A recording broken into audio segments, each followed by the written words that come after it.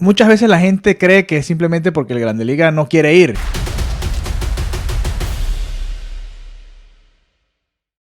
Si Ronald Acuña, teniendo el estatus que tiene y lo que logró en el 2023 en las Grandes Ligas, está jugando en Venezuela, deberían otras figuras, otras estrellas, ir también a sus respectivas ligas, sea Lidom, sea la LBBP, en México como tal, capaz si es posible, para representar a su equipo nacional de su país, por decirlo de esa manera.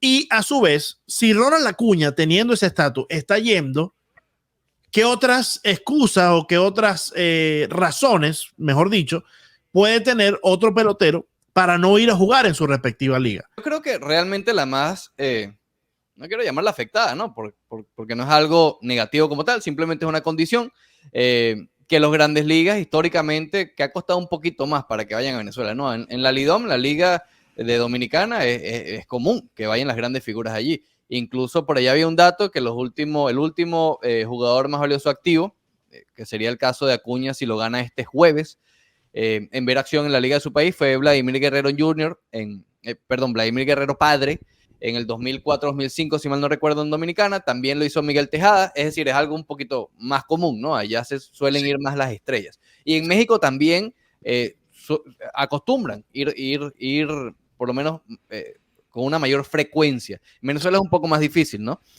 Pero evidentemente el hecho que Acuña vaya a jugar en Venezuela es un lujo. Y con respecto a lo de las excusas, yo creo que, a ver, sí, evidentemente él mata cualquier tema de excusas, sobre todo en peloteros afianzados. Yo creo que hay que... De su nivel, a nivel de Ronald Acuña. Sí, o por lo menos afianzados, porque a nivel de Acuña hay pocos, ¿no? Pero afianzados en grandes ligas, que tengan ese leverage, esa sartén del mango en su mano, ¿ok? No le vas a pedir a un novatico que está ganándose el puesto, que a lo mejor el equipo le dice, oye, ten cuidado, que bueno, si quieres ve, pero entonces ya veremos. No, claro. Lo vimos el año pasado, si mal no recuerdo, Villegas, aquí me puedes ayudar más tú. Silvino Bracho, incluso él, no es que fue en contra de las recomendaciones, sino que creo que era agente libre, estaba con los Bravos, algo así. Era agente libre, correcto. Exacto. No, pero se estaba ganando, tenía un contrato, pero de sprint training nada más. Exacto. Invitación al sprint training. Y no fue tanto en la liga, sino en el clásico. Sí.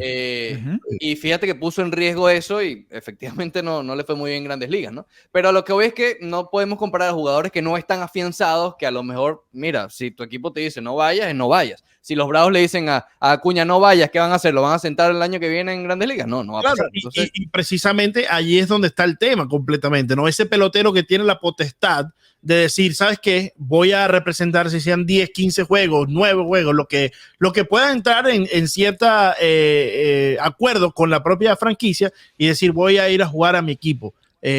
¿Por qué?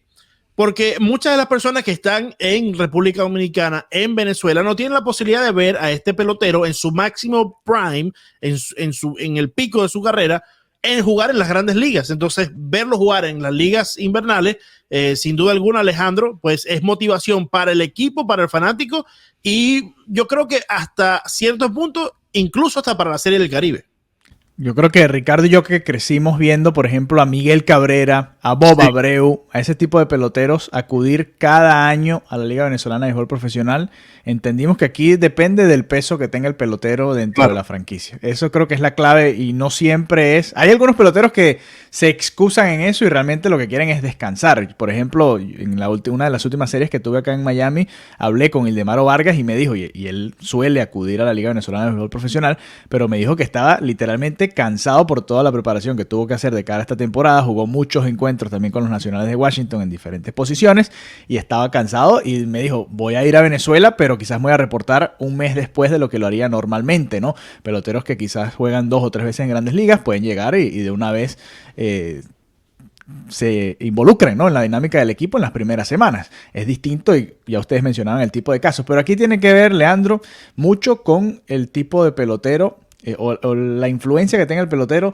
dentro de esa franquicia. Por eso te mencioné a jugadores como Miguel Cabrera y Bob Abreu, porque estabas mencionando a Acuña, ¿no?, que está en ese nivel, ¿no? Incluso Acuña por encima de Bob Abreu, quizás porque va a ganar un MVP, ¿no? Y ya fue novato del año y va a ganar el MVP pronto, se va a anunciar esta semana. Entonces, muchas veces la gente cree que es simplemente porque el Grande Liga no quiere ir. Vimos a Francisco Álvarez, por ejemplo, hablar esta semana que iba a ver si los Mets le daban permiso o no. Ese es uno de esos casos que es muy probable que le digan que no. Y como catcher menos. Quizás va a jugar y va a jugar de designado y puede ir un mes y ya. Pero el año pasado, por ejemplo, vimos Eugenio Suárez, Gleyber Torres, que son peloteros establecidos en Grandes Ligas, pero que quizás no tienen el estatus de un Ronald Acuña. Y ellos, ni el contrato.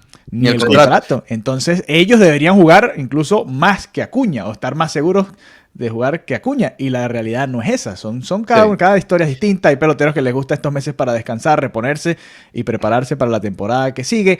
Y cada caso es distinto. Pero mucho tiene que ver con la influencia que tenga ese pelotero en la franquicia.